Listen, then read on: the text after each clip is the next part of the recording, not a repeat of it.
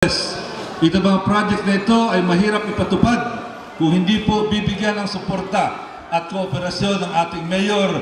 Kaya muli ako nagpapasalamat kay Mayor June Bernabe, 10 na kanyang makasama sa City Hall, ang Vice Mayor at ang lahat ng mga konsyal. Maraming salamat, Mayor June Bernabe, sa inyong suporta sa pagpapatupad ng mga proyektong ito. At siyempre, ito ganitong bagay, 3 sektor po ang nagtutulong-tulong para sa akin. Sinabi ko na yung homeowners, sinabi ko na rin ang City Hall, yung pangatlo. At napaka-importanteng grupo ang ating barangay sa pamumuno ng ating kapitan, June Berata, na sa gabing ito, ang kanyang representante ay walang iba, kundi ang kanyang number 1 kagawad, Ricky Bedayo. Museum number 49, a dream come true. Kanina, may nagtanong, si Father Eric, sabi niya, Coliseum number 49, meron pa bang susunod? Meron pa po. Sapagkat ngayon, hindi pa na-inaugurate, pero almost finished na. Okay, tapos na. Meron pong 2. Ang isa doon sa barangay sa Don Bosco Village, at yung isa ay sa loob ng 1618, doon sa Sunflower Enclave ng 1618. Kaya dito po sa barangay Don Bosco, marami na at meron pang susunod. Nakalinya na. Kung hindi nagkakamali, tapos na ang bidding doon sa Science Bill, doon sa Hawaii Circle, at meron pa yata isa, sa dami, nakalimutan ko na. Sa Annex 37, yung 3 na yun, sisimulan na rin.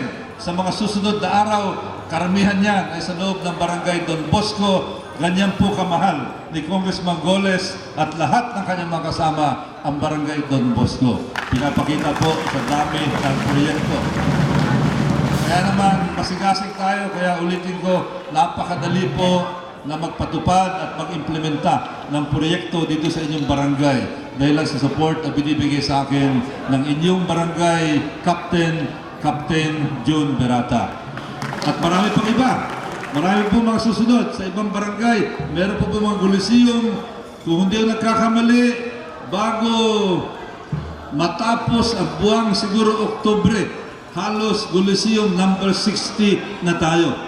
Ganun po ang bilang ng mga Coliseum na ito. At makikita nyo, iba ang konsepto nito. For the first time, gumamit ng polycarbonate na roofing. Ano ibig sabihin niyan? Ito yung translucent. Sa araw, meron konting araw na papasok. Pero you're going to get a healthy dose of sunlight. Kahit na araw, hindi po madilim kasi pag opaque yung bubong, madilim, kailangan ng konting ilaw. Pero dito, kahit na walang ilaw, pwede hong maglaro sa araw sapagkat nami-minimize yung shadow dito. Pero meron din kayong protection against the ultraviolet rays. At paggabi naman, pag nakikita niyo yung combination ng polycarbonate at saka yung lighting, napakaganda po ng effect niyan. Kaya katulad na sinabi kanina ni Mayor, ito ay para sa maraming bagay. Social assembly, spiritual assembly, sport assembly, pwedeng evacuation area just in case na merong masasalanta ng mabigat na bagyo o kaya ulan. Ito po subok na sa maraming lugar. At ito ay isa sa mga proyekto na patuloy na pinatutupad. Sinabi po ng ating Department of Public Works, binilang nila nung 1 taon pa ito. Sabi nila sa dami raw ng mga covered courts na pinagawa ni Congressman Goles sa tulong ng ating City Hall Mayor June Bernabe, si Congressman Goles ang tinuturing na nagpagawa ng pinakamaraming covered courts, hindi lamang po sa Metro Manila, kundi sa buong Pilipinas. Yan po ang paglilingkod sa inyo ni Congressman Goles. At bilang pangwakas, gusto ko lang po idagdag sa inyo.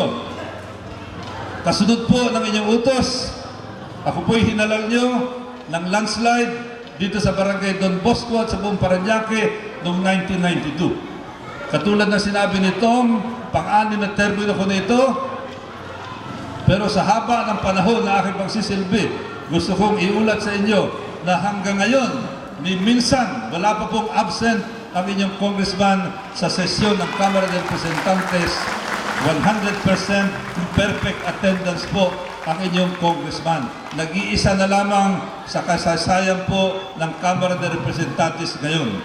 Sapagkat yung dating kasabay ko, nag-retire na si Congressman Raul Del Mar ng Cebu City.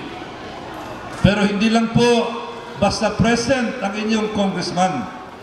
Siguro naman, nababalitaan nyo sa radyo, sa dyaryo, at sa telebisyon ang trabaho ng inyong congressman. Inyong boses sa Kongreso, takapagsalita nyo, sumasama po sa debate sa halos lahat ng mahalagang issue ang inyong congressman.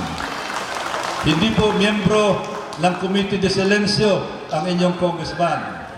Ibig sabihin talaga nakikibalik taktakan doon, pinaglalaban ang inyong karapatan pagdating sa Kamara de Representantes. So sa muli babatiin ko ang mga taong magiging mahalaga para sa inyong mga darating na panahon. Ulitin ko po, ang ating susunod, ang ating konsihal pala, Konsihal Benjo Bernabe. Your very own Kagawad Jackie Bustamante. Kalimutan. At ang isang kagawad, nasaan siya? Si Kagawad Maitor Singson. Huwag niyo po kalimutan. Yung kanyang pangalan. At at kahit na wala sa rito, babanggitin ko rin ang ating Barangay Captain June Berata. At babanggitin ko ulit ang ating konsihal, Bong Benson. Kanina, doon sa isang okasyon, nakita kami si Barangay Captain Paul Casale ng Barangay San Antonio. At siyempre, dito rin po ang ating konsihal Rico Goles. At ang susunod rin, Kagawad Ricky Bedayo.